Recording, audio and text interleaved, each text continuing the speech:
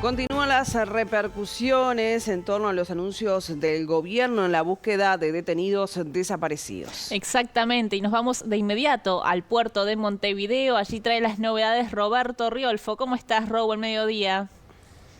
¿Qué tal? Buenos días, compañeras, y por supuesto a los televidentes. Nos encontramos aquí a mis espaldas, está el comando de la Armada, el comando general de la Armada. Aquí ayer este predio quedó sobre el subsuelo, quedó cautelado por la justicia, ya lo decía el prosecretario de la Presidencia, Jorge Díaz, en conferencia de prensa, pero hay mucha cautela ahora sí en la cúpula del gobierno y en algunos otros integrantes, por ejemplo, de la Comisión Nacional de Derechos Humanos.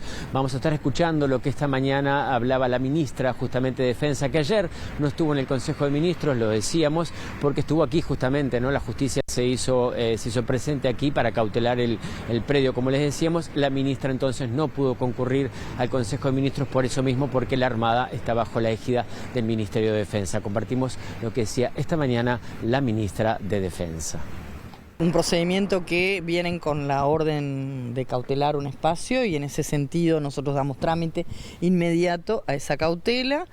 Y tomamos la decisión, yo invito al subsecretario a acompañar a la gente de la institución, a Alicia Luciardo, que está al frente del grupo de investigación, a acompañarlos al predio, a informarles juntos a quien está oficiando de jefe de encargado de despacho de la Armada, que si bien se sorprendió, también digo, nos abrió las puertas y facilitó todo aquello que sirva como herramienta en ese procedimiento. Ministra, ¿cómo se llega justamente a saber? Porque generalmente es en los predios, en el batallón 3, en el 14, pero ¿cómo en un subsuelo de la Armada, en una oficina, cómo se llega a esa instancia? No, desconozco, el Ministerio no entra en eso, reitero, el Ministerio es una herramienta que facilita a partir del momento en que se detecta la búsqueda, pero no es quien recibe esa información. ¿Cuándo arranca los antropólogos a trabajar? Esta semana ya se comenzaría a trabajar, entiendo. El lunes el presidente de la República recibió al colectivo de madres y familiares de detenidos desaparecidos y la medida cautelar surge el martes de mañana. La reunión que decía el colega del día anterior, ¿no se sabía nada de todo esto, ningún indicio, nada, apareció de un día para el otro?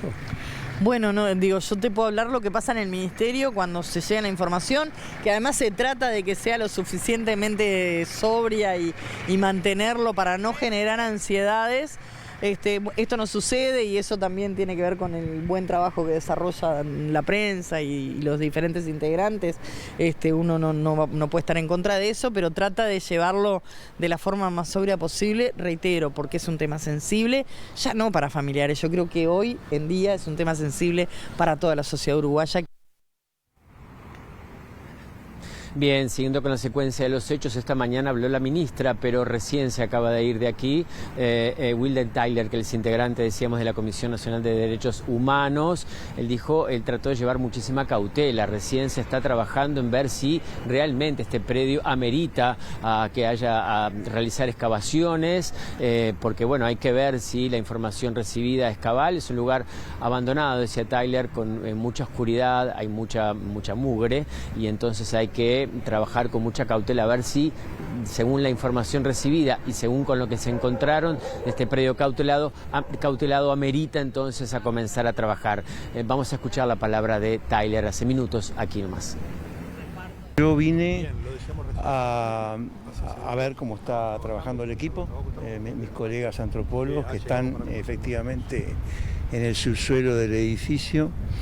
Estamos llevando adelante un procedimiento de reconocimiento por medio de inspecciones oculares de rutina. La verdad es que eso es lo que estamos haciendo, es un procedimiento de rutina de los que hacemos bastantes.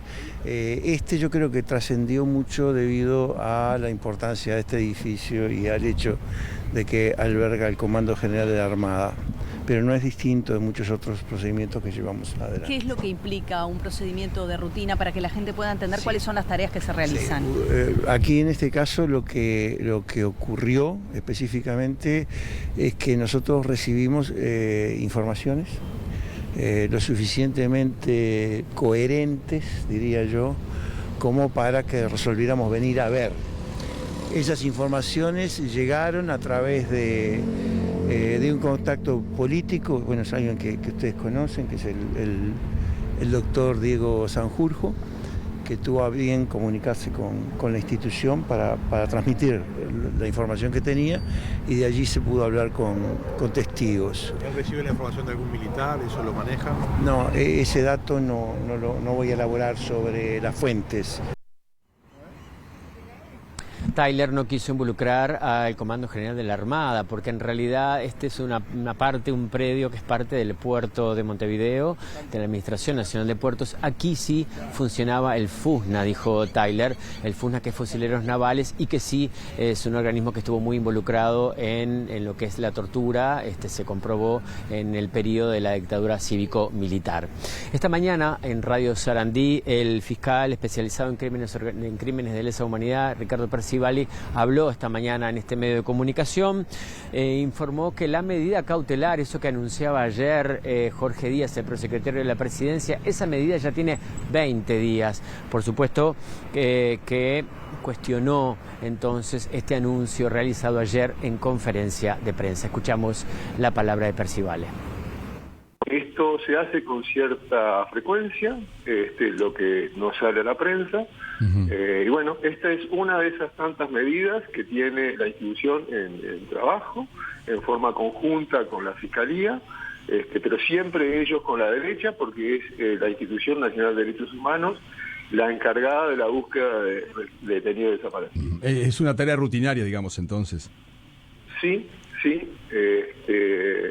Es rutinaria y generalmente no se hace mención a la prensa. Claro. Salvo se hace mención a la prensa cuando se encuentra un cuerpo. Aquí no estamos hablando de un dato preciso, estamos hablando de un dato como tantos otros que llegan generalmente a la institución, que se trabajan y bueno, en algún momento se decide intervenir o no. En este caso se decidió intervenir, como se hizo también en la administración pasada. Recuerdo un caso que se intervino en el Correo, y bueno, obviamente también en los predios militares, como cuando se encontraron los cuerpos de Arigón y de San Juan. Esto fue antes de turismo. Ajá. Resolvimos con el doctor Tyler y con Alicia Luciardo, porque hay que coordinar muchas cosas. Decidimos que el lunes después de turismo era la fecha indicada. Yo presenté personalmente el escrito porque queríamos que existiera mucha reserva en eso, y bueno, fue así. Enseguida la jueza, que es una jueza que conoce el tema porque ya ha intervenido en otras causas, dispuso la medida y la medida se va a cumplir. Muy bien, dejo el tema entonces de los detenidos desaparecidos, cambio de tema, pero sigo con la Armada. El Ministerio de Defensa sancionó a algunos jerarcas de la Armada Nacional justamente por algunas maniobras, por lo menos no muy claras o desprolijas administrativamente, con el tema de la compra de algunos buques a la empresa española Cardama. La ministra no habló de dolo, pero sí de desprolijidades administrativas. Escuchamos.